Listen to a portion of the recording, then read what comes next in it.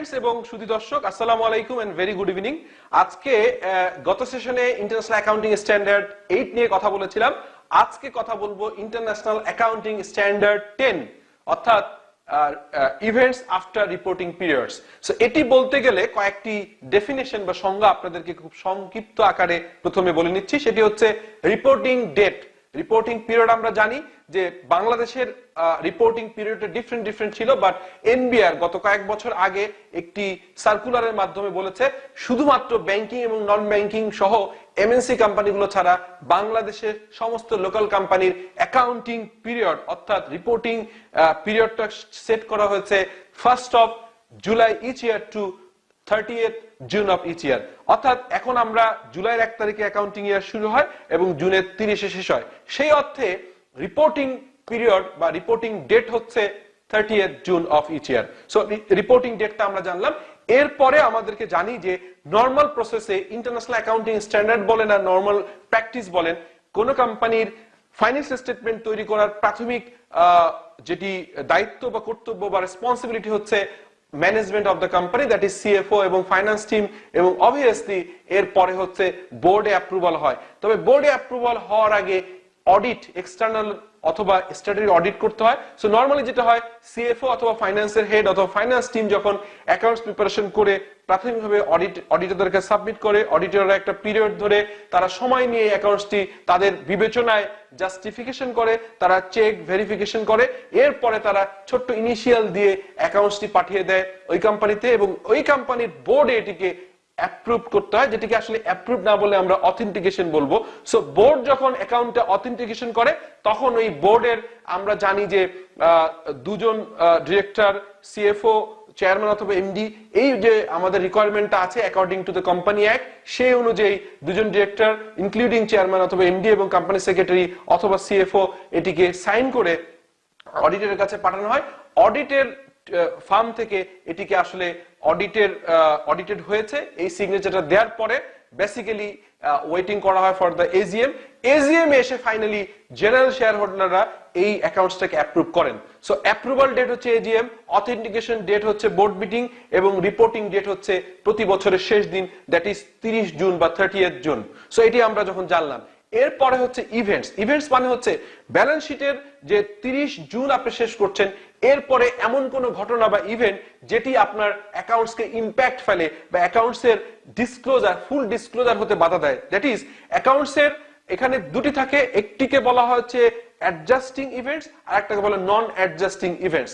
এটি বুঝতে গেলে একটি উদাহরণ দিলে আপনাদের সহজ হবে।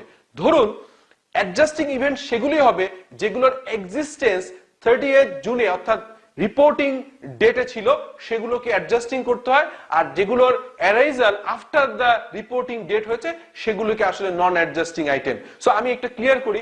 ধরুন আপনার বুকস অফ অ্যাকাউন্টসে 1 লাখ টাকার ইনভেন্টরি রয়েছে, যেটি হঠাৎ করে কোনো একটা কারণে অবসলিট হয়ে গেল after the reporting date, that is 30 জুনের পরে আপনার কোন একটা সময় in between the reporting date and the authentication date, এটি কিন্তু অ্যাপ্রুভাল ডেট পর্যন্ত ওয়েট করা যাবে না। নরমালি যেটা হয়, বোর্ড মিটিং এ অথেন্টিকেট হওয়ার পরে যখন অডিটররা সিগনেচার দিয়ে দেয় তখন অডিটেড ফাইন্যান্সিয়াল স্টেটমেন্ট হয়ে যায়। এরপরে অ্যানুয়াল জেনারেল মিটিং এর জন্য আমরা যেটা করি যে অ্যানুয়াল যে রিপোর্টে চলে যায় এবং প্রিন্ট হয়ে যায়। সো আলটিমেটলি এই যত কারেকশন বা adjustment, that should be within the period after the reporting date and the authentication date। এই দুটি ডেটের ভিতরে ঘটনাগুলোকে অ্যাডজাস্ট করার প্রয়োজন হয়। কোন কোন ক্ষেত্রে নন অ্যাডজাস্টিং আইটেম আছে। সো যেটি বলছিলাম যে 1 লাখ টাকার একটা ইনভেন্টরি যদি হঠাৎ করে কোনো একটা কারণে জানুয়ারি অথবা ফেব্রুয়ারির কোনো একটা সময় দেখা যায় যে এটি হঠাৎ করে ফল করেছে এটার প্রাইসে, অথবা এটা কি কোনো রকম এমন কিছু হয়েছে যাতে অবসলিট হয়ে গেছে,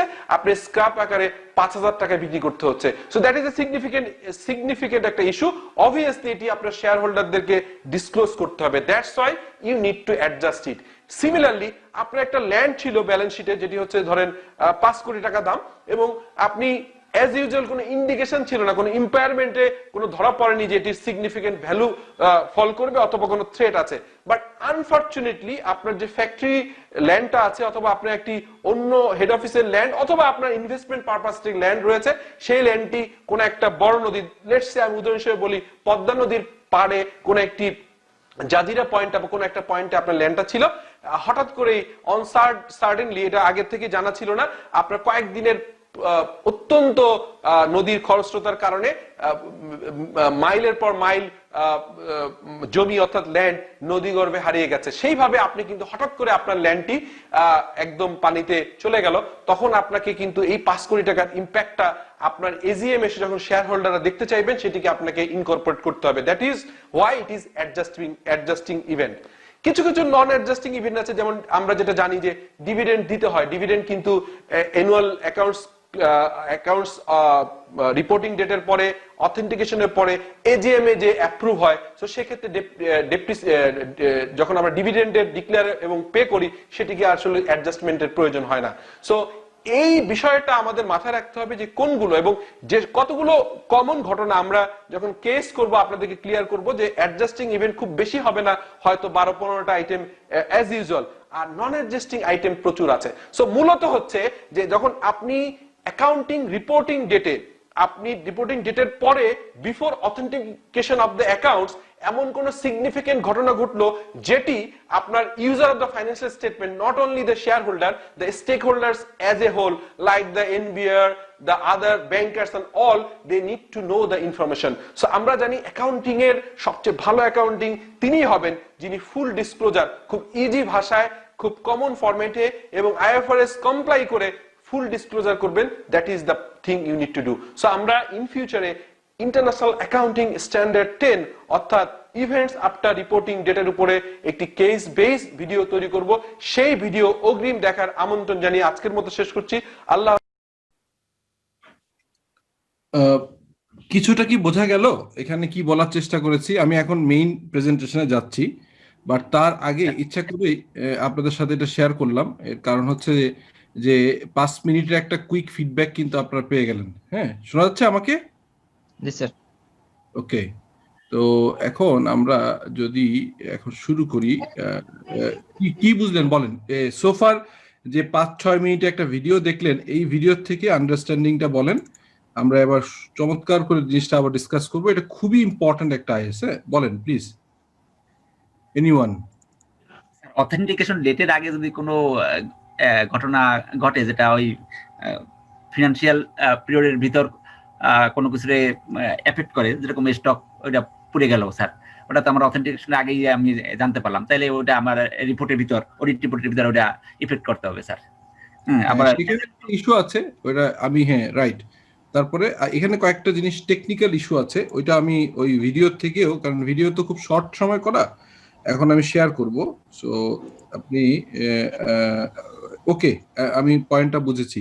বাট এখানে কোন ডেট থেকে কোন ডেটের ভিতর বলা হয়েছে বলেন তো?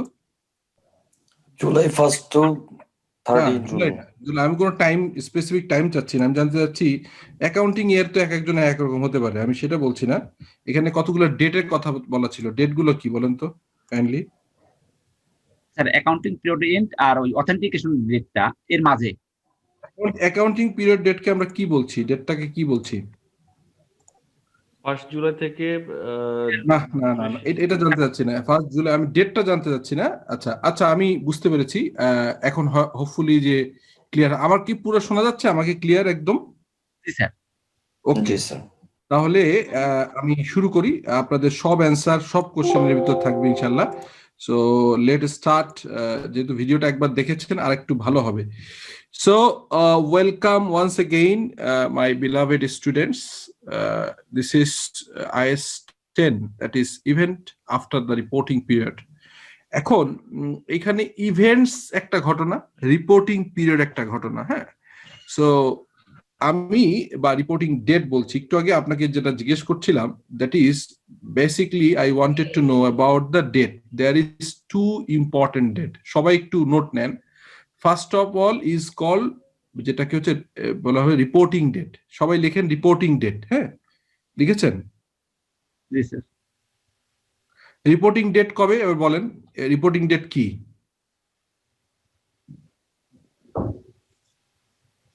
রিপোর্টিং ডেট হচ্ছে এই রিপোর্টিং ডেট হচ্ছে যার যেটা অ্যাকাউন্টিং ক্লোজিং ডে। হ্যাঁ, নর্মালি আমি ওই ভিডিওতেও বলেছি, আপনারা খেয়াল করেছেন যে আগে এক সময় 4-5 বছর আগে আমরা দেখেছি যে বাংলাদেশের এক এক কোম্পানি এক এক রকম ছিল। যারা Indian base Bangladeshi joint venture বা ইন্ডিয়ান বেস কোম্পানি, তাদের অ্যাকাউন্টিং ইয়ার হয় হচ্ছে নর্মালি হচ্ছে এপ্রিল 1 থেকে মার্চের 31। এটা হচ্ছে ইন্ডিয়ান কোম্পানিগুলোর নেচার। যদি বলি যে আমেরিকান কোম্পানিগুলো মোস্টলি পাবেন হচ্ছে অক্টোবর 1 থেকে সেপ্টেম্বর, ঠিক আছে, অক্টোবর থেকে September is like that. American বা অন্য অন্য কোম্পানিগুলো মোস্টলি হচ্ছে জানুয়ারি 1 থেকে ডিসেম্বর 31। আমাদের দেশের কোম্পানিগুলো বিভিন্ন ফর্মেই, লোকাল কোম্পানিগুলো কারো কারো ছিল জানুয়ারি টু ডিসেম্বর, অনেকেরই আবার ছিল জুলাই টু জুন। সো এই অ্যাটলিস্ট আমি 4টা উদাহরণ দিতে পারলাম যে অ্যাকাউন্টিং পিরিয়ড মানে 1 বছর পিরিয়ডকে কেউ কেউ এপ্রিল 1 থেকে মার্চ 31 বলছে, কেউ বলছে অক্টোবর 1 থেকে সেপ্টেম্বর 30, কেউ বলছে আপনার হচ্ছে 1 জানুয়ারি টু ডিসেম্বর 31, কেউ বলছে আবার জুলাই 1 থেকে আপনার জুন 30। সো পরবর্তীকালে গভর্নমেন্ট এই জিনিসটাকে, এনবিআর এই জিনিসটাকে ইউনিফর্ম করার জন্য শুধুমাত্র এক্সেপশন হচ্ছে যদি কোনো কোম্পানি, যদি কোনো মাল্টিন্যাশনাল কোম্পানি সাবসিডিয়ারি হয়, তারা তাদের অ্যাকাউন্টিং ইয়ার তাদের প্যারেন্ট অনুযায়ী ফলো করতে পারবে। আর ব্যাংক এবং নন ব্যাংকিং ফাইন্যান্সিয়াল ইনস্টিটিউশন গুলো সাধারণত তারা January to December accounts maintain করে, তাদেরটা আলাদা। But other than that all all companies, local যেটা বাংলাদেশি ইনকর্পোরেটেড কোম্পানি, সব কোম্পানির অ্যাকাউন্টিং ইয়ার হবে হচ্ছে জুলাই 1 থেকে জুন 30। এবার আসেন তাহলে, তাই যদি হয় তাহলে এই জুন 30 হচ্ছে বেসিক্যালি আপনার হচ্ছে জুন 30 হচ্ছে আপনার মূলত আপনার হচ্ছে এটাকে বলে রিপোর্টিং ডেট। এই কথাটা বুঝছেন কিনা কেউ আমাকে একটু বলেন, রিপোর্টিং ডেট কথাটা বোঝা গেছে কিনা? হ্যাঁ, বোঝা যাচ্ছে। জি স্যার। ওকে, তাহলে রিপোর্টিং ডেট বোঝা গেছে। এবার আসেন আরেকটা ডেট বলেছিলাম, এই ডেটটাও লিখেন, এটাকে আমি অথেন্টিকেট ডেট বলছিলাম, বাট আরো একটা নাম আছে, এটা বলা হচ্ছে অথরাইজেশন ফর ইস্যু ডেট। এটার মানে কি? অথরাইজেশন ফর ইস্যু ডেট, একটু এটা কেউ বলবেন এটা কি, এই জিনিসটা কি? স্যার বোর্ড যখন ওই অ্যাকাউন্টটা অডিটরের কাছ থেকে আসার পর ওইটাকে চেক বলে যেটা ঠিক আছে, তখন আবার যখন ঠিক আছে এটা বলে অ্যাকাউন্টটা যখন অডিটরের কাছে পাঠায় যে ফাইনাল অডিট করার জন্য। ওকে, ইউ আর রাইট, বাট এই জিনিসটা একটু এভাবে বলি, সেটা হচ্ছে নর্মালি আমরা আমাদের যে রিপোর্টিং ডেট থাকে সেটা সাধারণত ধরে নিলাম এখন সবারই ইউনিফর্ম জুন 30, তবে ব্যাংকিং গুলো নন ব্যাংকিং গুলো স্টিল 31 ডিসেম্বর আছে, এমএনসি কোম্পানি গুলো ইন্ডিয়ান গুলো ওই একই আছে 31 মার্চ, আমেরিকান গুলো সেপ্টেম্বর 30। অতএব যে কোনোটাই হতে পারে ধরলাম। তো যেদিন আপনার অ্যাকাউন্টিং ক্লোজ হইলো, হ্যাঁ 31 ডিসেম্বর অথবা 30th June, that is basically your reporting date. এরপরে অডিটররা তো আগের সাধারণত কি হয় যে ওই পিরিয়ডের শেষের দিকেই সাধারণত সারা বছরই কিছু কাজ থাকে, মূলত যে প্র্যাকটিস যেটা সারা বছরই আপনার বেশ কয়েকবার ইনভেন্টরি কাউন্ট করবে। ফাইনালি আপনার যে অডিটর, এটা হচ্ছে আপনার লাস্ট ডেট অর্থাৎ জুন 30-এ আপনার ইনভেন্টরি নিবে, তারপরে হচ্ছে যে আপনার ক্যাশ কাউন্ট করবে, তারপর তার আগে আবার অডিট টিম থাকবে। বাট মোটামুটি এরপরে কিছুদিন আপনাকে সুযোগ দিবে। কি সুযোগ দিবে? আপনি যে কোম্পানি চাকরি করছেন, ইউআর সিএফও অথবা হেড অফ ফাইন্যান্স, আপনার অ্যাকাউন্টস টিম, তারা অ্যাকাউন্টসটা তৈরি করবে। অ্যাকাউন্টস তৈরি হয়ে ধরলাম জুনের 30-এ মানে ডেট ক্লোজ হলো, অ্যাকাউন্টস তৈরি হলো হচ্ছে মোটামুটি লেটস সে আপনার 15 জুলাই বা জুলাই মাসের 30 ধরলাম বা 31 জুলাই। এরপর তারা অডিটরকে বলে হ্যাঁ আমাদের ফাইন্যান্সিয়াল স্টেটমেন্ট হয়েছে, আপনারা এবার স্টেটমেন্টটা নেন। তো অডিটররা এই স্টেটমেন্ট ধরে অডিট যে প্রসেসটা আছে তারা তাদের মতো করে, আমরা যেটা করি সেটা হচ্ছে যে আপনার লাইন আইটেম ধরে অডিট করি, ক্রস চেক করি, এরপর ভুল আছে কিনা দেখি এবং সফটওয়্যার সাথে মিলানোর চেষ্টা করি, বিভিন্ন রকম প্রসেসের ভিতর থেকে যে ফাইনালি অডিটররা এবং অ্যাকাউন্টসের লোক যখন একমত হয় মোটামুটি, তখন অ্যাকাউন্টসটাকে দেয়া হয় হচ্ছে অডিটর একটা হয়তো ছোট্ট ইনিশিয়াল দিতে পারে, অনেক ক্ষেত্রে বলে যে ঠিক আছে মেইলে কনফার্ম করে দেয় যে সোফার we are okay with that. But auditor কিন্তু আগে অডিট রিপোর্ট সাইন করে না। অডিট রিপোর্ট কিন্তু আগে কখনোই অডিটর এন্ড থেকে সাইন হবে না। যেটা হবে তখন একটা বোর্ড মিটিং কল করা হবে। আপনারা জানেন যে প্রাইভেট লিমিটেড কোম্পানি এবং পাবলিক লিমিটেড কোম্পানির বছরে মিনিমাম 4টা বোর্ড মিটিং করতেই হয়।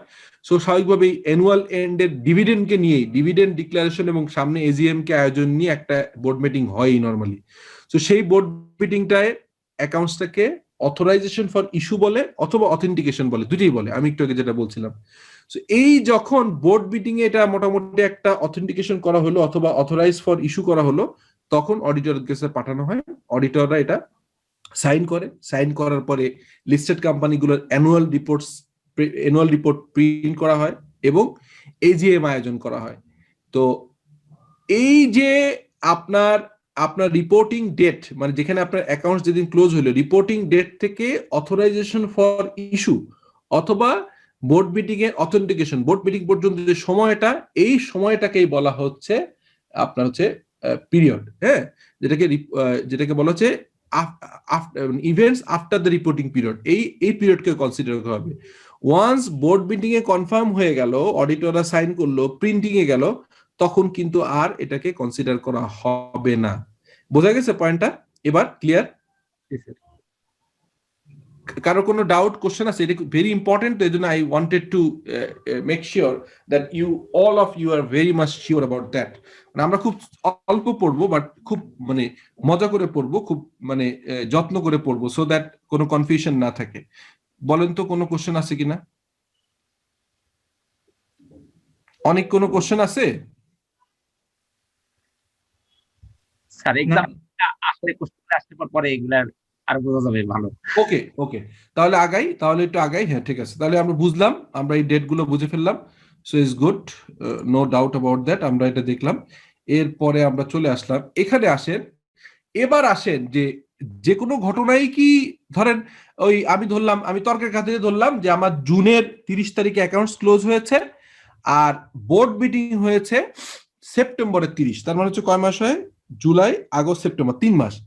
এই 3 মাসের সব ঘটনাই কি ইম্প্যাক্ট ফেলবে? নো, সেটাই এখন কোশ্চেন। সো এই যে ঘটনাগুলো, এই পিরিয়ডটাকে, এই 3 মাস পিরিয়ডটাকে বলা হচ্ছে আফটার রিপোর্টিং পিরিয়ড ইভেন্ট। এখন কি কি ইভেন্ট? ওই ইভেন্টগুলা does event relate to the condition present at the end of the reporting period. মানে হচ্ছে এই ঘটনাটা যেটা আপনি এখন ঘটলো, এটা কি ব্যালেন্স শিটে বা ওই ডেটের কোনো রিফ্লেকশন ছিল কিনা, কোনো ইন্ডিকেশন ছিল কিনা।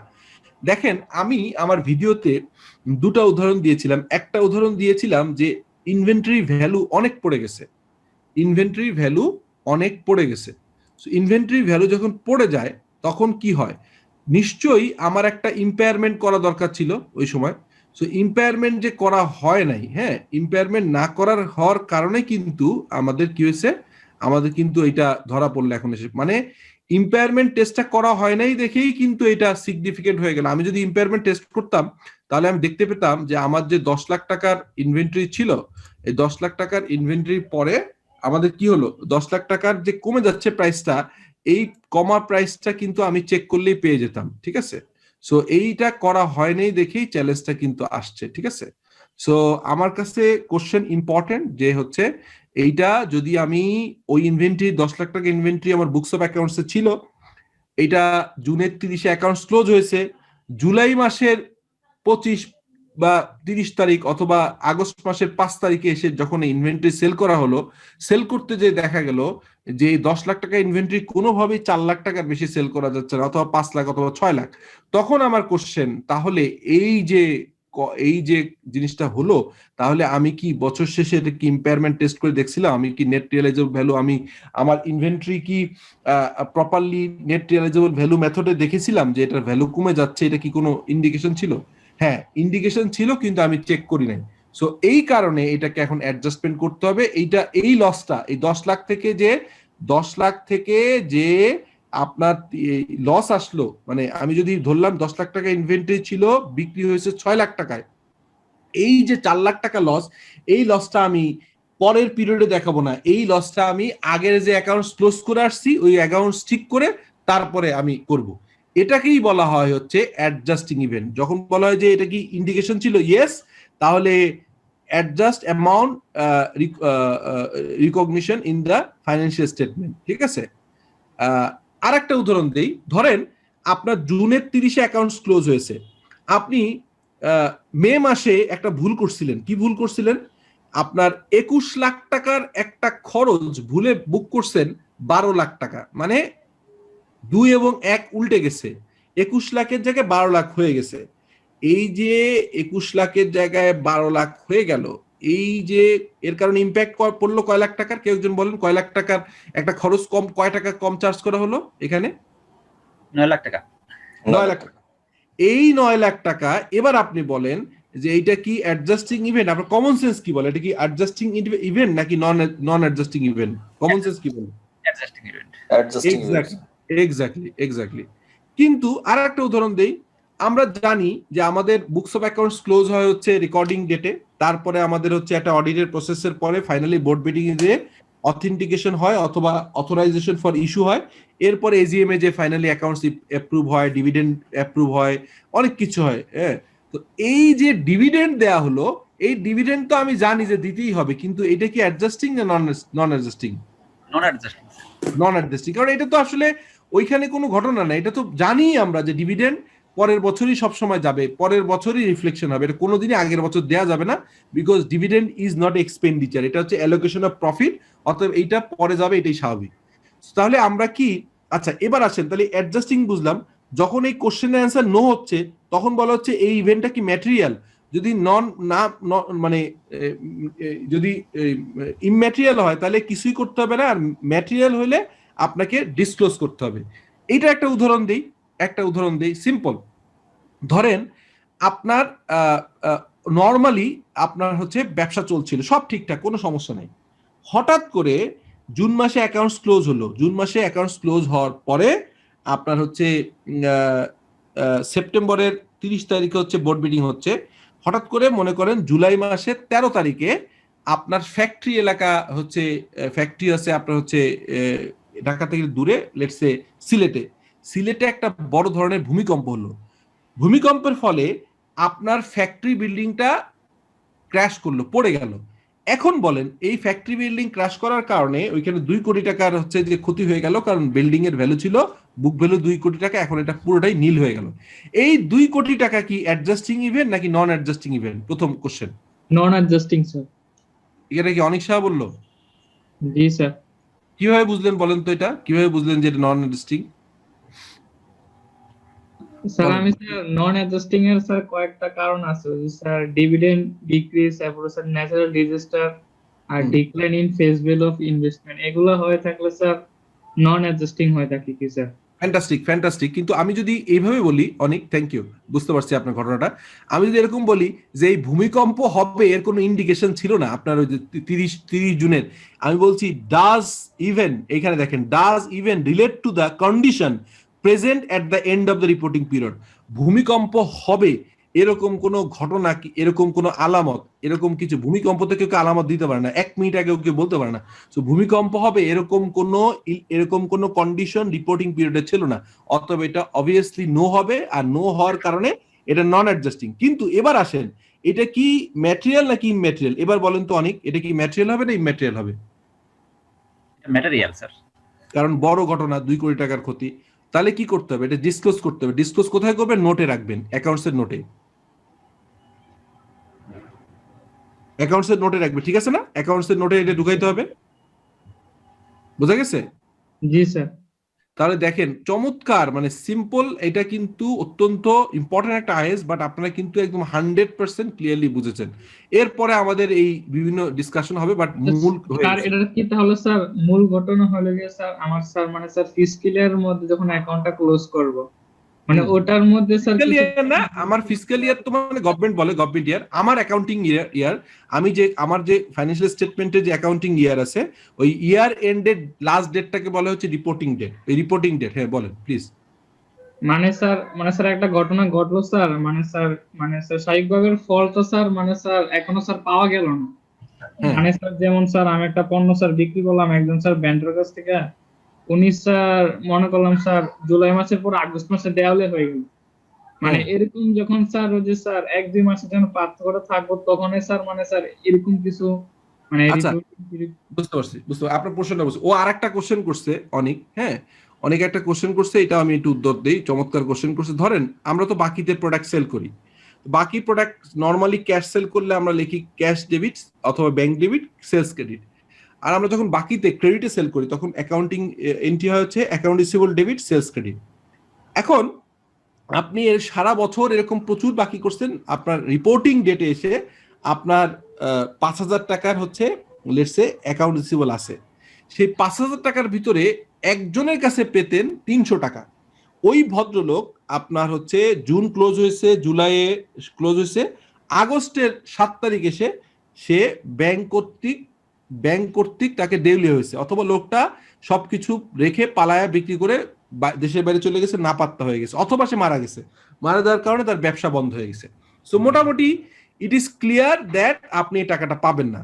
তখন আপনার কোশ্চেন যে ইজ ইট এ হচ্ছে যে অ্যাডজাস্টিং ইভেন্ট আর নন অ্যাডজাস্টিং ইভেন্ট। এবার বলেন, এই যে ঘটনা বললাম এটা কোন দিকে হবে? এটা কি অ্যাডজাস্টিং না নন অ্যাডজাস্টিং? যে কেউ একজন বলেন প্লিজ। অ্যাডজাস্টিং এ তো হবে স্যার। মানে এটা দুটোই হতে পারে, এটা আমি বললাম যে দুটোই হতে পারে। কেমন? যেমন ধরেন যে ওই লোকের ফাইন্যান্সিয়াল অবস্থা যে খারাপ হচ্ছে, আস্তে আস্তে সে যে টাকা দিতে পারবে না, তার যে কোনো সমস্যা আছে, যে আগের থেকেই টাকা পয়সাটা দেরি করে দেয়, তারপরে হচ্ছে যে তার হচ্ছে যে মানে প্রায়শই বাকি পড়ে যাচ্ছে, এই জিনিসটা কিন্তু আপনার as a accounts person, as a sales person, as a auditor, এটা কিন্তু মোটামুটি ভাবে অনেক সময় জানা যায়। যদি আপনি জানেন যে এই কাস্টমার, এই যে যাকে বাকি বিক্রি করছেন, he is already in a difficult situation, in a financial crisis, এবং তার একটা কোর্ট কেস শুরু হয়ে গেছে, পাওনা দ্বারা তার নামে কেস করেছে, কোর্ট কর্তৃক সে হচ্ছে এটাকে আপনার হতে পারে দেউলিয়া বা ইনসলভেন্ট, হ্যাঁ হতে পারে। যদি এরকম ইন্ডিকেশন থাকে তাহলে আপনার উচিত ছিল তখনই এটাকে অ্যাডজাস্ট করা, কিন্তু আপনি যেহেতু করেন নাই, অথবা এটাকে আপনার হচ্ছে অ্যাডজাস্টিং ইভেন্ট হিসেবে এনে আপনাকে এটাকে অ্যাডজাস্ট করতে হবে। কিন্তু কোশ্চেন হচ্ছে, ওই একই লোক 300 টাকাই দেয় নাই, কিন্তু কোন রকম ইন্ডিকেশন ছিল না, লোকটা অত্যন্ত ভালো, রেগুলার টাকা পয়সা পেমেন্ট করে, তার কোনো ঝামেলা নাই, কিন্তু হঠাৎ করে কি হলো যে লোকটা আপনার আগস্টের 7 তারিখের আগে, আগস্টের 2-3 তারিখে তার পুরো বাড়ি ঘর আগুন লেগে, যেটা অনেক সময় হয়, তার বউ বাচ্চা ফ্যামিলি ট্যামিলি সহ সবাই পড়ে গেল, এবং ওই বাড়িতেই তার সিন্ধুকে টাকা পয়সা থাকে, সবকিছু নষ্ট হয়ে গেল, পুড়ে গেল, তার আর কোন রকম কোনো কিছু নাই। এখন দেখেন এই ঘটনা কিন্তু তখন আর হচ্ছে অ্যাডজাস্টিং ইভেন্ট হচ্ছে না, বিকজ এই লোকটার কিন্তু টাকা দিচ্ছে না, এটা কিন্তু তার অপারগতা এমন না যে সে অনেকদিন ধরেই টাকা পয়সা ঘুরাচ্ছে, তার কোর্ট কেস আছে, আপনি জানেন, জেনেও রেকর্ড করেনি, এমন না, খুবই ভালো মানুষ, রেগুলার টাকা পয়সা দিচ্ছে, সব ঠিক আছে, বাট এখানে সে হঠাৎ করে একটা এমন বিপদে পড়ে গেছে যে বিপদ থেকে আর তার কোনোভাবে ওঠার সুযোগ নেই এবং আপনার টাকা পাওয়ার সুযোগ নেই। সেই ঘটনা যে সাডেন জানেন, হঠাৎ করে জানেন, তখন কিন্তু এটা নন অ্যাডজাস্টিং ইভেন্ট, বাট এটা ডিসক্লোজ দিতে হবে because it is A material event. আমার এই একই উদাহরণ দুইভাবে ব্যাখ্যা করার কারণে দুই রকম করতে হয়েছে, এটা কি বুঝতে পারছেন এবার সবাই? জি স্যার। আচ্ছা স্যার একটা কথা বলি জি স্যার। স্যার। জি স্যার অ্যাডজাস্টিংটা হবে স্যার, মানে স্যার আমি কোন একটা জিনিস স্যার হাফ গাফ বুঝতে পারতেছি আগে থেকে স্যার। হ্যাঁ, মানে ওটা ছিল, ইভেন্টটা ছিল, হ্যাঁ জিনিসটা স্যার মানে স্যার আনসার্টেন স্যার, মানে হঠাৎ করে স্যার হয়ে গেল স্যার, তখন স্যার যেমন আগুন ধরে যায়, আতকোয়া হয়, হঠাৎ করে আগুন লেগে আপনার ডিস্ট্রিবিউটর মারা গেল, হ্যাঁ এটা কিন্তু unpredictable. But if it is a predictable, এই লাইনটা ইম্পর্টেন্ট এখানে, দেখেন does this event relate to the condition, এমন কোন কন্ডিশন ছিল কিনা present at the end of the reporting period এন্ডে, মানে 30 জুনে এরকম কোন ইন্ডিকেশন থাকলে তখন এটা হয়ে যাবে অ্যাডজাস্টিং। ইন্ডিকেশন না হয়ে অন ফাইন মর্নিং সাডেনলি হঠাৎ করে হয়েছে, তখন আর এটাকে এভাবে নেওয়া যাবে না, ঠিক আছে? স্যার আরেকটা কোশ্চেন স্যার। বলেন প্লিজ। স্যার কদিন আগে স্যার নারায়ণগঞ্জের রূপগঞ্জ স্যার যেমন কঙ্কার স্যার ফ্যাক্টরিতে আগুন লেগে স্যার 25,000 ফ্রিজ পুড়ে গেছে স্যার। স্যার তাহলে এটাকে আমরা স্যার কি করবো স্যার? এটাকে নন অ্যাডজাস্টিং ইভেন্ট। হ্যাঁ, যদি এমন হয় বছরের ভিতর হলে তো কোনো সমস্যা নেই, ধরেন যদি জুলাই 1 থেকে জুন 30-এর ভিতর হয় তাহলে নর্মালি অ্যাকাউন্টিং রেকর্ড হবেই। ঘটনা কি, আমার ঘটনা হচ্ছে আমার অ্যাকাউন্টস ক্লোজ হয়ে গেছে, কিন্তু অ্যাকাউন্টস ক্লোজ করার আগে অ্যাকাউন্টস ক্লোজ হয়ে গেছে, কিন্তু অডিটরদের কাছে ফাইনাল রিপোর্ট করার আগে এবং শেয়ার হোল্ডারদের কাছে অ্যাকাউন্টস পাঠানোর আগে যে বছরের অ্যাকাউন্টস নিয়ে আমি দিব, সেই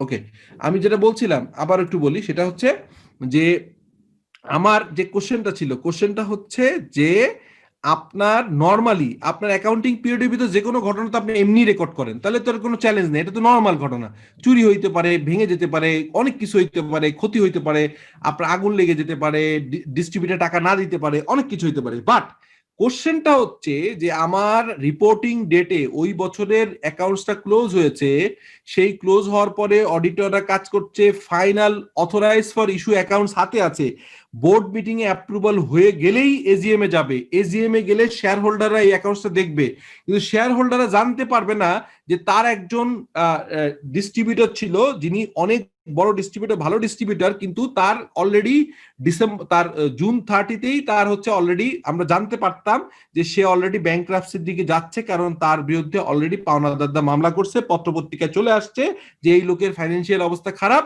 পাওনাদার তার মধ্যে মামলা করছে। সেটা জানার পরেও ওই অ্যাকাউন্ট রিসিভেবল আমি পাবো না জানার পরেও আমি অ্যাডজাস্ট করি নাই। এই ঘটনাটা শেয়ার হোল্ডারদেরকে না জানালে আমার যেটা হবে সেটা হচ্ছে আমরা শেয়ার হোল্ডারদের ফাইন্যান্সিয়াল স্টেটমেন্টে ফুল ডিসক্লোজার হবে না, আর ফুল ডিসক্লোজার না হলে এটা ফাইন্যান্সিয়াল গুড গভর্নেন্স হচ্ছে না, গুড রিপোর্টিং হচ্ছে না। এই কারণে ওই বছরের অ্যাকাউন্টস ক্লোজ হওয়ার পরেও ওই অ্যাকাউন্টসকে ওপেন করতে হবে, ওপেন করে অ্যাডজাস্ট করতে হবে। This is adjusting event.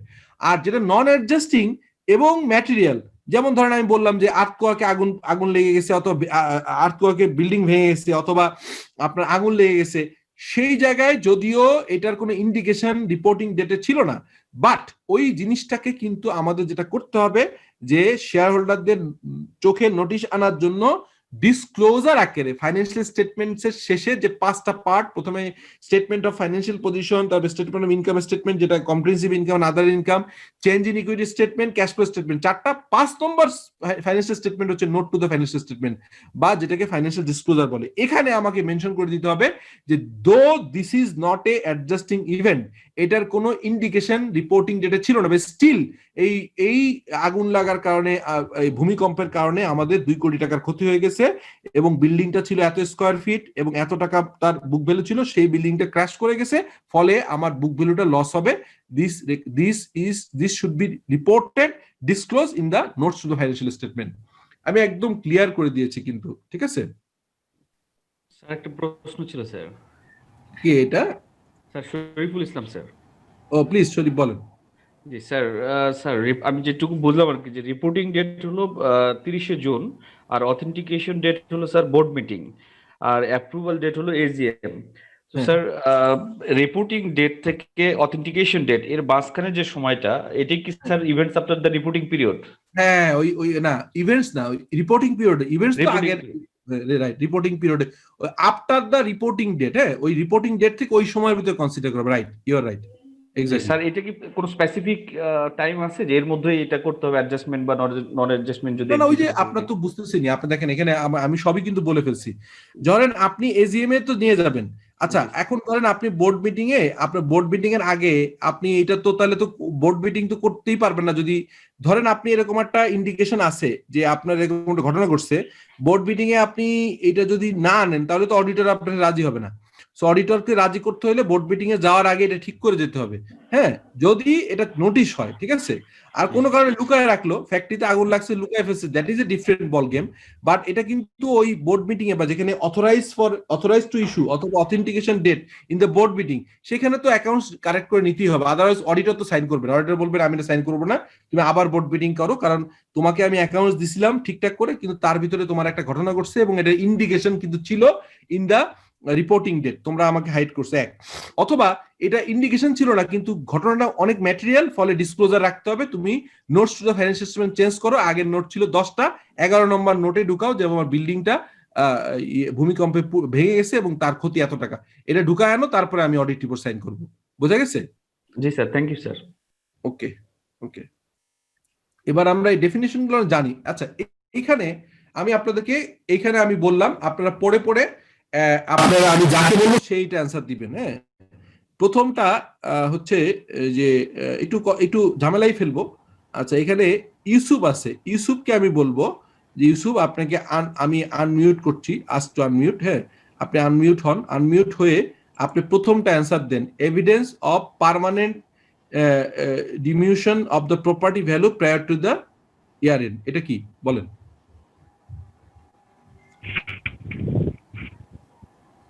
আচ্ছা, এখানে এক্সাম্পল দেয়া আছে, এক্সাম্পল না, আমি কোশ্চেনে যাব, সরি আমি যাচ্ছি এইখানে।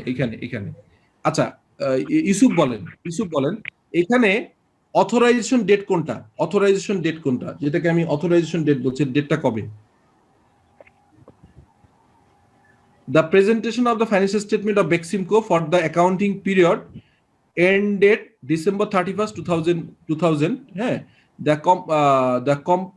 was completed by the management on March 15 complete হয়েছে. The draft financial statement were considered at the meeting of the board meeting of 20 March, on which date the board approved them for authorize them for issuance. The annual general meeting will be held on 10 March. AGM of the approved. আচ্ছা এবার বলেন AGM এ approve হবে. এখন বলা হয়েছে given this fact what is the authorization date of the in terms of IS 10 অনুযায়ী এখানে তিনটা ডেট বলা আছে. ডিসেম্বর 31st একটা ডেট, মার্চ 15 একটা ডেট, মার্চ 20 একটা ডেট, আর এপ্রিল 10 একটা ডেট. এবং আপনার এপ্রিল 10 এ হচ্ছে ইয়ে করা হয়েছে, অ্যানুয়াল জেনারেল মিটিং এ হেল্ড হয়েছে এবং share holder approve the financial statement, the company filed annual financial statement মানে আরজেসির কাছে জমা দিচ্ছে হচ্ছে 20 এপ্রিল. তার মানে 31 ডিসেম্বর, তারপর হচ্ছে মার্চ 15, মার্চ 20, এপ্রিল 10 এবং এপ্রিল 20, এই ডেটগুলোর ভিতর কোন ডেটটাকে আমরা অথরাইজেশন ডেট বলবো বলেন প্লিজ? Sir March 20 sir. কোনটাকে? March 20 sir. আচ্ছা, অন্যরা কোনো ভিন্ন মত আছে এই ইস্যুর সাথে বা অন্য কিছু অ্যাড করবেন? স্যার ডিসেম্বর 31 হবে স্যার। কে বলছেন? অনেক মার্চ 20 স্যার। ঠিক আছে, হ্যাঁ মার্চ 20 স্যার। আচ্ছা, আর পরে কি বললেন? পরে কে বললেন কথাটা? আমি স্যার লালটু সরকার স্যার। মার্চ 20 কি বলছেন লালটু সরকার? কি বলছেন বলেন প্লিজ। স্যার অথরাইজেশন ডেট হবে মার্চ 20 স্যার। এই বোর্ডে যে মার্চ 20 মার্চ 20 হওয়ার কথা স্যার। মার্চ 20 ইউসুফ বলছে, লালটু সরকার বলছে। অনেক কেন বললেন এই যে 31 ডিসেম্বর? অনেক বলেন তো লজিকটা কি? 31 ডিসেম্বর স্যার রিপোর্টিং ডেট হলো, কিন্তু না, অনেক অথেন্টিকেশন ডেট তো আরো পরে স্যার। না, অনেক যেটা বলছেন আমি অনেককে জিজ্ঞেস করছি, আপনারা তো বুঝছেন। অনেক যে বললো যে এটা হচ্ছে হবে, কেন হবে? এখানে কোশ্চেন করেছে অথরাইজেশন ডেট, এটা কবে হবে? অনেক বলেন তো এবার। স্যার অথরাইজেশন ডেট স্যার, কারণ তো স্যার ওটা তো স্যার ওই দিনের শেষ স্যার, মানে স্যার পিরিয়ডটা তো স্যার ওই দিনের শেষ। না, আমি এতক্ষণ ধরে বুঝাইলাম, আপনি মেইন বেসিক জায়গায় বুঝেননি। আবারও বলছি, এই ডেটটাকে বলা হবে, এই ডেটটাকে 31 ডিসেম্বরকে বলা হবে রিপোর্টিং ডেট। এটা ফর শিওর, এটা হচ্ছে রিপোর্টিং ডেট। আচ্ছা, মার্চ 15 যেটা ম্যানেজমেন্ট তৈরি করছে এটা বড় ইস্যু না, ম্যানেজমেন্ট এটা মার্চ হইতে পারে, যে কোনো সময় করতে পারে। কিন্তু বোর্ডে যদি নিয়ে যাবে, এই বোর্ডে নেয়ার ডেটটাকে আমি দুইটা নামে বলছিলাম, একটা বলছি অথেন্টিকেশন বলছিলাম, আর একটা বলছিলাম অথরাইজেশন ফর ইস্যু ডেট। তো এখানে লেখাই তো আছে, এটা তো লেখাই আছে, দেখেন এই যে এইখানে। তো এই ডেটটাকে এইখানে বলা আছে on which date the board approve them authorize for issue. তো এখানে তো অথরাইজ ডেটই বলা আছে, এখানেও দেখেন অথরাইজ ডেট, এটা অথরাইজেশন ডেট। তার মানে মার্চ 20 হচ্ছে অথরাইজেশন ডেট, আর 10 এপ্রিল হচ্ছে এজিএম ডেট। এটা হচ্ছে ফাইনালি এজিএম এ অ্যাপ্রুভ হবে। আর কবে রিটার্ন সাবমিট করছে এটা হচ্ছে ম্যানেজমেন্টের ইচ্ছা, আর কবে অ্যাকাউন্টস ক্লোজ করছে মানে অ্যাকাউন্টস এর কাজ শেষ করছে এটা ম্যানেজমেন্টের ইচ্ছা। ম্যানেজমেন্ট এটা 10 তারিখ করতে হবে, 12-13। এখানে অ্যাকর্ডিং টু IS 10 তিনটা ডেটের ডেফিনিশন দেয়া আছে। একটা বলা হচ্ছে রিপোর্টিং ডেট, যেটা 31 ডিসেম্বর। একটাকে বলা হয়েছে অথরাইজেশন ডেট বা অথরাইজেশন ফর ইস্যু ডেট, সেটা হচ্ছে 20 মার্চ। আর এজিএম ডেট, যেটাকে approval from the share holder, এটা হচ্ছে 10 এপ্রিল। আর দুইটা ডেট আসলে এই IS এ কোথাও বলা নাই, এবং এই দুইটা ডেট হচ্ছে ইন্টারনাল ডেট। এই তিনটা হচ্ছে IS অনুযায়ী ডিফাইন্ড ডেট। ক্লিয়ার? বোঝা গেছে? এবার বোর্ডে যখন অ্যাপ্রুভ করবে মানে ওইটাই স্যার অথরাইজেশন ডেট। এক্স্যাক্টলি। ঠিক আছে, ফাইন। আপনারা বুঝছেন? স্যার একটা কোশ্চেন ছিল প্লিজ। স্যার এই যে রিটার্নটা সব এজিএম এ অ্যাপ্রুভ হবে, রিটার্ন দেওয়ার যে কোনো স্পেসিফিক টাইম পিরিয়ড আছে স্যার? এটা তো আপনার ওই যে কোম্পানি অ্যাক্টে বলা আছে নরমালি হচ্ছে যে আপনার এজিএম হওয়ার পরে এটা তো আপনার ওই আপনার এটাকে ওই নির্দিষ্ট একটা সময় আছে স্পেসিফিক, আমার মনে হয় 6 মান্থের একটা টাইম দেওয়া আছে। আমি দেখতে হবে, এটা হচ্ছে ডেটটা আপনাকে জানাবো আমি। সেটা হচ্ছে যে এজিএম ক্লোজ করার পরে অ্যানুয়াল রিটার্ন সাবমিট করতে হয়। এখন কোশ্চেন হচ্ছে, বাংলাদেশে আরজেসি তো অত পাওয়ারফুল না, অনেক ক্ষেত্রেই দেখা যায় যে তাদের লোক বলে স্বল্প আছে, আমরা পরে সাবমিট করি। বাট নিয়ম অনুযায়ী একদম শেষ হওয়ার সাথে as early as possible with the accounts and AGM এর মিটিং মিনিট সহ আমরা কিন্তু অ্যানুয়াল রিপোর্ট সাবমিট করতে হয় কোম্পানি। সেখানে তারা তাই করছে। 10 তারিখে এজিএম হয়ে গেছে, 20 তারিখে তারা সাবমিট করেছে। That is the authentic practice. But এর পরেও করা যাবে, কিন্তু পেনাল্টি হবে। ঠিক আছে, পেনাল্টি হবে। বাট আমি Thank you, ডেটটা sir. মানে পেনাল্টি ছাড়া ডেটটা আপনাকে দেখে বলবো না। আমি দেখি আপনাদের এই যে আপনি আপনি কোন ব্যাচের আপনি কোন ব্যাচের? আচ্ছা সব ব্যাচেই আমি দিয়ে দিব না, স্যার সব ফিফথ ব্যাচেই ব্যাচের মোস্তফা সরোয়ার। হ্যাঁ ফিফথ ব্যাচে আমি সব ব্যাচেই লিখে দিব না, একটু পরেই দেখে ইয়েটা বের করতে হবে, আমার কোম্পানি একটা বের করতে হবে যে পেনাল্টি ছাড়া এই এজিএম ক্লোজ করার কতদিন পরে আপনার হচ্ছে রিটার্ন সাবমিট করতে হবে, এটা আমি বলে দিব, ঠিক আছে? ওকে স্যার ওই যে বিজনেস এথিক্সে স্যার একটু পড়ছিলাম, আমি শিওর না স্যার, অনেক আগেই আমি ওই যে 7 ওয়ার্কিং ডেজ স্যার, যতটুকু অনেক আগে পড়ছিলাম স্যার, শিওর না 7 স্যার। ওয়ার্কিং ডেজ হতে পারে, কারণ এখানে তো জি স্যার, 10 জি ডেজ স্যার, হতে পারে। আমি এটা এটা দেখে বলবো না, ঠিক আছে? জি স্যার। Okay, thank you. তাহলে এখানে আপনার হচ্ছে এটাও Thank you, sir. আপনার পারবেন, হ্যাঁ জি। আচ্ছা এইখানে হচ্ছে শুড, আচ্ছা এইবার বলেন এইটা কে বলবেন? আমি পড়ি, এটা আমি মনে হয় মনির কি শুরু থেকে ছিলেন ক্লাসে? মনিরুল কি ছিলেন ক্লাসে শুরু থেকে? জি স্যার, ক্লাসে প্রথম থেকে ছিলাম। ওকে, তাহলে আমি এটা একটু পড়ি। মানে এটা হচ্ছে কি আপনাদের জিজ্ঞেস করছি এঙ্গেজ রাখার জন্য, খুবই ইম্পর্টেন্ট একটা জিনিস, বা যারা অডিট করেন অ্যাকাউন্টস করেন খুব ইম্পর্টেন্ট, এই জন্য আমি ধরে ধরে জিজ্ঞেস করছি, তার সো দ্যাট আপনারা কিন্তু ভিতরে থাকেন। আচ্ছা, ডিউরিং দ্য ইয়ার 2000, হ্যাঁ, Midway technologies was sued by a competitor for 15 million for infringement of trademark. Infringement মানে ট্রেডমার্ক নকল করছে, এটা হয় বাংলাদেশে প্রচুর মামলা হয়, দেখবেন যে এনার্জি বিস্কুট নিয়ে হক এবং হচ্ছে অলিম্পিকের মামলা এরকম। সো এখানে একটা ট্রেডমার্কের মামলা চলছে। Based on the advice of the companies legal council, midway technologies accrued কত, মানে তারা প্রভিশন করছে 10 লাখ টাকা মিলিয়ন এজ এ প্রভিশন। আচ্ছা এই প্রভিশনটা করে কোন আইএস অনুযায়ী বলেন তো, কেউ একজন বলতে পারে কিনা? আপনাদের এই আইএসটা সম্ভবত পড়ানো হয়েছে, আমার কেউ বলতে পারবে? 37 স্যার, 37 স্যার। Fine, fantastic. এটা কি ইউসুফ? জি স্যার। Okay, thank you. এটা হচ্ছে 30, তাহলে 37 অনুযায়ী সে 10 লাখ টাকা প্রভিশন করছে। Subsequent to the statement of the financial position date, মানে তাহলে এখানে অ্যাকাউন্টিং ক্লোজ ডেট বলা হচ্ছে 31 ডিসেম্বর, ঠিক আছে? এরপরে কি হচ্ছে? সাবসিকুয়েন্ট মানে পরে, subsequent to the statement of the financial position date on February 15, 2001, the Supreme Court decide in favor of the party alleging the infringement to the of the trademark and order the defendant to pay aggrieved party 14 lakh টাকা। তাহলে সম্ভাবনা ছিল, জানতো যে এর একটা কন্ডিশনে মোটামুটি তারা ধরে নিচ্ছে যাদের 15 লাখ টাকা দেওয়াও লাগতে পারে, কিন্তু তারা 15 লাখ না ধরে ধরছে 14, ফাইনালি দিতে হয়েছে 10 না দিয়ে 14 দিতে হয়েছে। The financial statement were prepared by the company management on, মানে তারা তৈরি করে ফেলছে 31 জানুয়ারিতে, and approved by the board, এটা হচ্ছে ফেব্রুয়ারি 20 তারিখে অ্যাপ্রুভ করছে বোর্ড, আর সুপ্রিম কোর্ট রায় দিছে কবে? 15। তাহলে এইটা প্রথম হচ্ছে যে এটা কি এই মনিরের কাছে আমার জিজ্ঞাসা যে এটা কি event after balance sheet date হলো কি হলো না? প্রথম কোশ্চেন। ব্যালেন্স শিট ডেটের ভিতরে হলো স্যার এটা। হ্যাঁ, কারণ কি 20 তারিখে অ্যাপ্রুভ করছে আর 15 তারিখে ঘটনা, তাহলে ডেটের ভিতরে পড়ে গেল। এবার second question, should Midway technology adjust it financial statement for the year ended December 31, 2000? তারা কি অ্যাডজাস্ট করবে? এটা কি অ্যাডজাস্টিং ইভেন্ট নাকি নন অ্যাডজাস্টিং ইভেন্ট? এবার এটা বলেন। অ্যাডজাস্ট করা লাগবে না স্যার, এটা নন অ্যাডজাস্টিং। লাগবে না? লাগবে স্যার, লাগবে তো অ্যাডজাস্টেন্ট লাগবে বলছে হচ্ছে লালটু সাহা, তারপর আর কি বলছেন?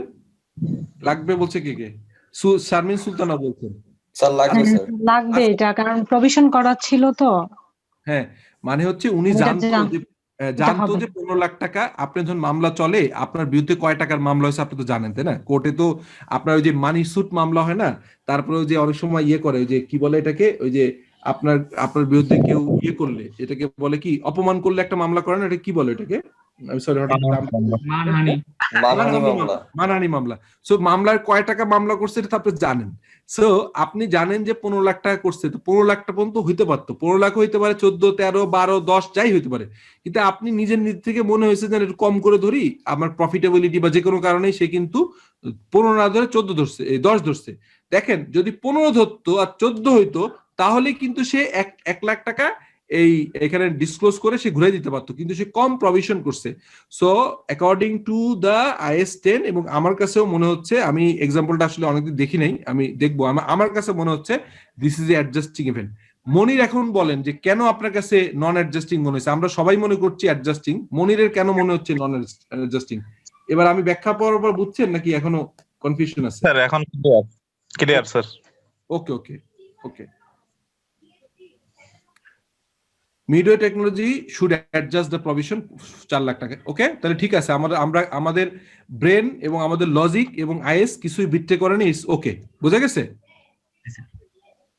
অনেক অ্যাডভান্স লেভেলের একটা থিঙ্কিং কিন্তু আমরা শিখে ফেললেন। সো এইভাবে করে যদি একটু দেখেন, এই IAS কিন্তু এর থেকে আর বেশি কিছু নাই, মানে আপনারা যে খুব ওয়ারিড হবেন তা না। IAS ভিতরে কিছু ঘটনা বলা আছে, ওই যে যেমন অনেক শুরুর দিকে কতগুলো ঘটনা বলছিল, এর ভিতরে এইরকম একটা ঘটনা ছিল, আমি ইচ্ছা করে বলিনি কারণ এটা এক্সাম্পল দিব দেখে বলিনি। আচ্ছা এবার আসেন, আচ্ছা তাহলে এখানে মোটামুটি আসলে এর বাইরে আর কি কি ঘটনা ঘটতে পারে এইটা একটু এখানে আছে, আমি যেহেতু স্কিপ করে গেছিলাম এখানে বলি। এই ঘটনাগুলো মোটামুটি কমন কিছু ঘটনা আমি তুলে রাখছি, যেটা হচ্ছে কি অ্যাডজাস্টিং ইভেন্ট ঘটনা কি কি হয়। এটা আগে দেখা ফেললে কিন্তু আপনারা কনফিউশন, ওই যে ওইখানে অ্যান্সার ভুল করতেন না, মনির ভুল করতেন, এই জন্য দেখাইনি।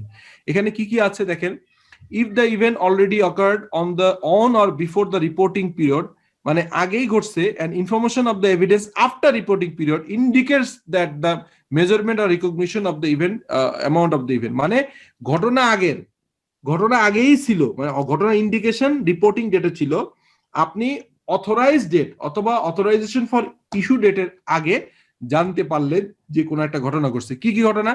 Evidence of permanent devaluation of the property value prior to the year, আগেই যদি জানতেন যে না আপনার এখানে, আপনি জানেন যে পদ্মা সেতুর এলাকায় আপনার জমি ছিল, আপনি জানেন যে গভর্নমেন্ট এই পদ্মা সেতুর জমিটা অ্যাকোয়ার করবে, আপনার বুক ভ্যালু আছে 10 কোটি টাকা, কিন্তু আপনি জানেন যে গভর্নমেন্ট অ্যাকোয়ার করলে ফুল টাকা পাওয়া যাবে না, পাওয়া যাবে 5 কোটি টাকা। এই 5 কোটি টাকা যে ভ্যালু কমে যাবে এটা আপনি আগের থেকেই জানেন, কারণ পদ্মা সেতুর প্ল্যান পাস করা বহুত আগে, কিন্তু আপনি বুকস অফ অ্যাকাউন্টস ধরে রাখছেন। সো এইখানে যদি এমন হয় যে এটাকে হঠাৎ করেই রিপোর্টিং পিরিয়ড থেকে অথরাইজ ডেটের ভিতরে কোন একটা সময় গভর্নমেন্ট অ্যাকুইজিশন করলো এবং বললো যে আপনি কাগজ ধরাই দিল যে আপনার জায়গাটার দাম 5 কোটি টাকা, এই যে 5 কোটি টাকা লস হবে এটা আপনি আগের থেকেই ধরা দরকার ছিল, প্রভিশন রাখার দরকার ছিল, you didn't do it. So এখন আপনাকে পোস্ট ব্যালেন্স শিট ইভেন্ট হিসেবে অ্যাডজাস্টিং করতে হবে। বোঝা গেছে এই ঘটনাটা? আচ্ছা স্যার, এটার সাথে আমি একটু অ্যাড করতে চাই স্যার। প্লিজ বলেন। আচ্ছা স্যার, প্রথম আন্দাজ করতে পারছে যে স্যার ওটা ক্ষতি হবে স্যার 10 কোটি টাকা, হ্যাঁ স্যার, কিন্তু স্যার এই 10 কোটি টাকাটা স্যার সে কবে পাবে স্যার, এটা কিন্তু ঠিক না থাকে স্যার। সরকার ওইটা তো অন্য জিনিস, দেখেন আমি অন্য জিনিস, দেখেন আপনি যেটা বলছেন সেটা হচ্ছে আরেকটা প্রসেস, সেটা পরে দেখবো।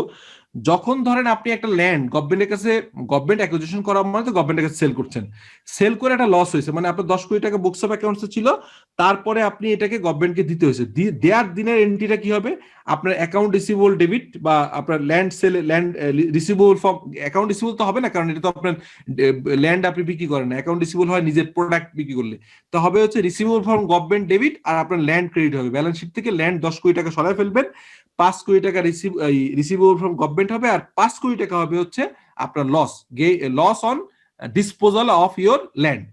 এখন অনেকের কোশ্চেন, এই 5 কোটি টাকা কবে পাবেন, ইউ আর নট শিওর, সেটা তো আপাতত ইভেন্ট না, এরপরে আপনি একটা বছর গেল, এক বছরে পাবেন কি পাবেন না, গভর্নমেন্ট টাকা দিবে কি দিবে না, তখন আবার এসে আপনি নতুন করে ওই ইভেন্টটা নিয়ে কাজ করবেন, কিন্তু এখনকার ইভেন্টের ঘটনা হচ্ছে ল্যান্ড সেল করে ইয়ে হলো, ঠিক আছে? আমাদের একজন বলল যে লুইন, আমাদের একজন বলছে যে উনি ঢুকতে পারছে না, উনি যে টাঙ্গাইল থেকে উনি ঢুকতে পারছে না, ওনাকে আমি দাঁড়ান একটু দেখি লিঙ্কটা আবার একটু দিয়ে, সরি উনি, আমি আবার লিঙ্কটা ওনাকে, এক সেকেন্ড আমি দিচ্ছি লিঙ্কটা ওনাকে। তো এটা বোঝা গেছে ব্রাদার্স? জি স্যার, বুঝতে পারছি। বোঝা গেছে? ওকে, পরেরটা দেখেন তো, অনেক পরেন তো, পরেরটা কি বলছি, অনেক একটু কাইন্ডলি দেখেন তো কি বলছি।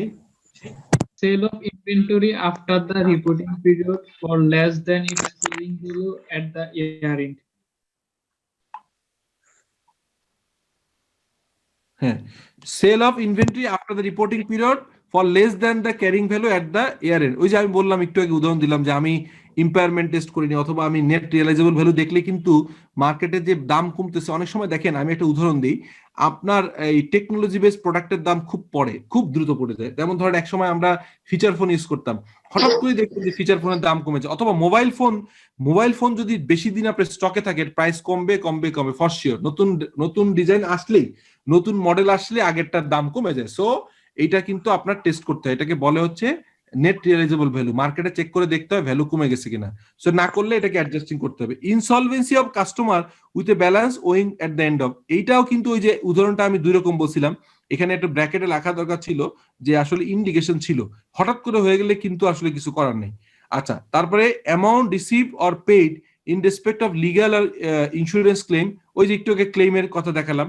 আচ্ছা, determination after the year end of the sale of purchase price of assets sold or purchase before the year end. আচ্ছা, এখানে একটা জিনিস দেখেন, determination after the year end of the sale or purchase price of asset sold or purchase before date. দেখেন আমি এটা উদাহরণটা বলি, ধরেন আপনি একটা ল্যান্ড ছিল, আমাদের একটা আমি একটা বড় কোম্পানিতে দেখেছি, একটা বড় কোম্পানির আমি উদাহরণটা আপনাদেরকে বলি, এটা বললে বুঝতে পারবেন। একটা বড় কোম্পানির একটা ল্যান্ড ছিল, মনে করেন যে লেটস সে খুলনা এলাকায়, তো তার এক আত্মীয়র বাড়ি খুলনায়, তো ওই ল্যান্ডটা কোনো কারণে কিনেছিল, এখন ল্যান্ডটা সে রাখবে না, সেই ল্যান্ডটা এখন ওই যে খুলনার তার আত্মীয়, তার খুলনাতে ব্যাংক লোনের জন্য এটা মর্টগেজ দিয়ে লোন নিতে হবে। সো উনি বলছে ঠিক আছে আপনি টাকা দিয়েন আগে, আপনি যেহেতু আত্মীয় বলছে, কিন্তু কোম্পানির অ্যাকাউন্টস এর অ্যাসেট, বলতেছে ঠিক আছে আমি আপনাকে এটা রেজিস্ট্রি করে দিচ্ছি, আমরা আলাপ করে কত টাকা দিবেন এটা পরে জানাবো। সো ল্যান্ড সেল করে ফেলছে কাগজে কলমে হচ্ছে 30 জুনের আগে, কিন্তু প্রাইস হয়েছে 30 জুনের পরে। তাহলে এই প্রাইসটা যা হবে সেটা অবশ্যই অ্যাডজাস্টমেন্ট দিতে হবে, আদারওয়াইজ প্রাইস ছাড়া তো হয়েছে বা কম বেশি হয়েছে, তখন ধরেন আপনি ধরছিলেন যে না আপাতত ঠিক আছে, আপাতত 10 কোটি টাকা দেন, পরে আমরা দেখবো কত টাকা হবে। সো 10 কোটি টাকা বলে আপনি ট্রান্সফার করে দিচ্ছেন, পরবর্তীকালে বলো না এটার দামটা আমি একটু মার্কেটে বাড়ছে, 12 কোটি টাকা দিতে হবে। সো এই 12 কোটি টাকা যদি পরবর্তীকালে অ্যাকাউন্টস 30 জুন ক্লোজ হয়ে গেল, আপনার জুলাইয়ের 17 তারিখে এসে জানতে পারলেন যে, বা আলাপ আলোচনা করে ফাইনাল হলো যে ল্যান্ডটা দেওয়া হয়েছে তার ভ্যালু 10 কোটি টাকা না 12 কোটি টাকা, সেই 2 কোটি টাকা কিন্তু অ্যাডজাস্টিং ইভেন্ট হিসেবে আপনাকে আবার অ্যাডজাস্ট করতে হবে, প্রফিট বাড়বে তার ল্যান্ড সেলের। বোঝা গেছে পয়েন্টটা? জি স্যার, মানে স্যার এক কথায় মানে স্যার একটা জিনিসের রিপোর্টিং পিরিয়ডের মধ্যে স্যার ঘটে গেলে ঘটনাটা আর মানে স্যার ইন্ডিকেশন করতে বলে তখন স্যার আমার অ্যাডজাস্টিং হবে স্যার। রাইট।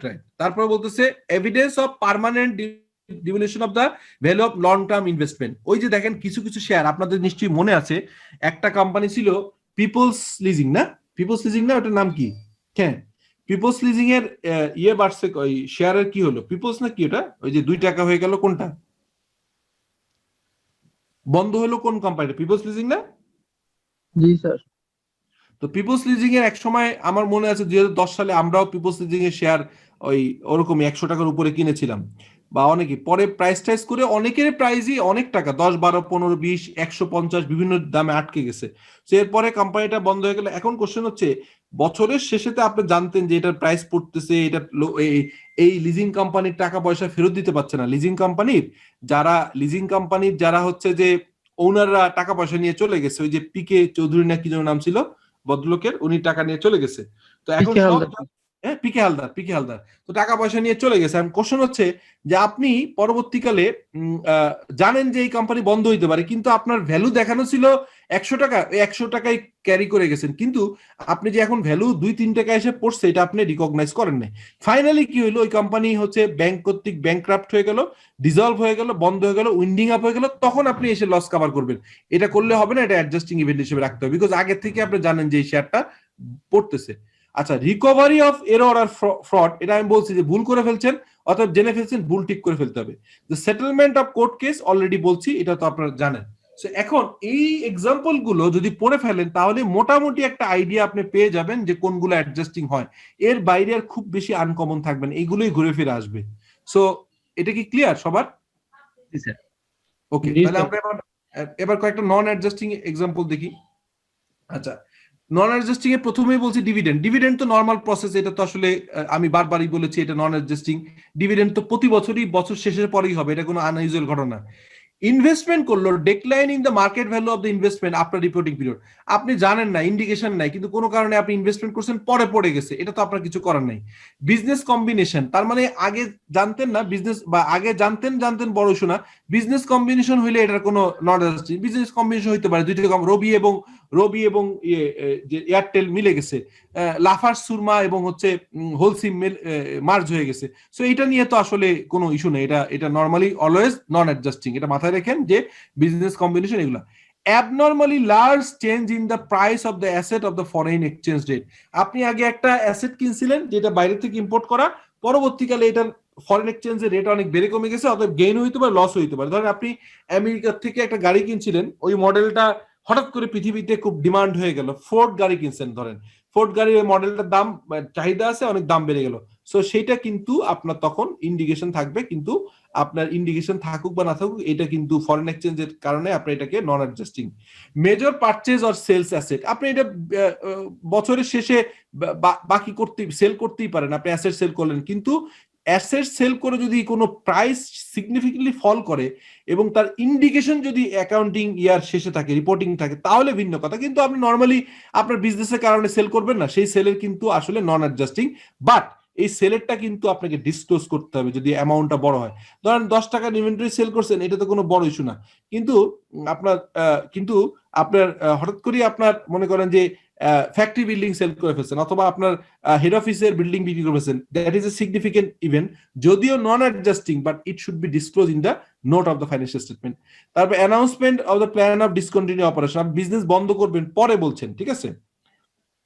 আচ্ছা, ডিস্ট্রাকশন অফ দ্য, সরি আমার একটা কোশ্চেন ছিল, মনে করেন স্যার ফ্যাক্টরি বিল্ডিংটা বিক্রি করে দেওয়া হলো, আর ফ্যাক্টরি বিল্ডিং করে দেওয়ার ফলে আমার গোয়িং কনসার্ন আর থাকলো না, মনে করেন আর ব্যবসা চলবে না, তাইলে আমার অ্যাডজাস্টিং ইভেন্ট হবে না? হ্যাঁ, ওইখানে আপনি একটা ভালো কোশ্চেন করছেন। অনলি একটা কন্ডিশন, যদি গোয়িং কনসার্নের মতো কোনো ঘটনা ঘটে, তার মানে হচ্ছে গোয়িং কনসার্ন মানে হচ্ছে বিজনেস বন্ধ করে দিতে বাধ্য হবে, এমন যদি ঘটনা ঘটে যে এইটা যদিও নর্মালি, যেমন ফ্যাক্টরি বিল্ডিং সেল করলো, নর্মালি ফ্যাক্টরি 5টা আছে, একটা সেল করছে, কোনো সমস্যা নেই, বাট তার একটাই ফ্যাক্টরি সেটাই সেল করছে, তার মানে সে বিজনেস বন্ধ করে দিবে। এরকম কোনো বড় ঘটনা ঘটলে তখন কিন্তু অ্যাডজাস্টিং এ চলে যাবে। অ্যাবসলিউটলি, থ্যাংক ইউ, আপনি একটা ভালো উদাহরণ দিয়েছেন। হ্যাঁ, থ্যাংক ইউ ফর দ্যাট। এটা কিন্তু একটা বড় উদাহরণ, এটা কিন্তু এক্সেপশন এবং মাথায় রাখতে হবে, এটা ভালো। মানে এটা তো বুঝাই যাচ্ছে যে আসলে বিজনেস বন্ধ হয়ে গেলে এটা তো সিগনিফিকেন্ট ইস্যু, এটা তো করতেই হবে। ওকে, সো গেল এটা। এরপরে আসেন, সেটা হচ্ছে যে destruction of the production plant of the fire by reporting period, এটা তো আগুন লাগলে কিছু করার নেই, হঠাৎ করে আগুন লাগছে। Announcement of the commencing of the implementation major restructuring, লোকজন চলে গেছে, নতুন লোকজন জয়েন করছে।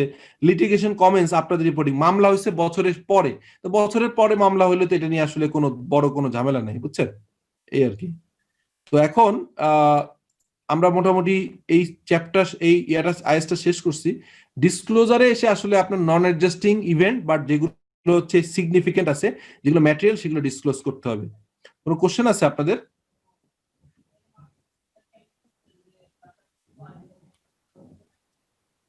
Any question? না স্যার, পুরোটাই ভালো করে বুঝতেছি। ঠিক আছে, তাহলে আজকে শেষ করি। মোটামুটি আমি চাচ্ছিলাম কি আপনাদের আইএস গুলো যেগুলো অন্য টিচাররাও করিয়েছে, এটা উইথ অল ডিউ রেসপেক্ট, আমি আবার আমার মতো করে আপনাদেরকে আবার শেয়ার করব, সেটা এই ক্লাস ছাড়াও কন্টিনিউয়াসলি। এবং আপনাদের আমি একটা জিনিস ওপেন করে রাখতেছি, আমি যত আইএস আইএফআরএস ক্লাস নিব বা আমার যত ক্লাস থাকবে, অল ব্যাচের অল স্টুডেন্ট যারা কোয়ালিফাই করে যাবে, যারা করবে, তারা সবাই নিতে পারবে। So thank you for patience hearing. ইনশাআল্লাহ আবার নেক্সট উইকে দেখা হবে। Thank you. আসসালামু আলাইকুম। Thank you sir. আসসালামু আলাইকুম স্যার।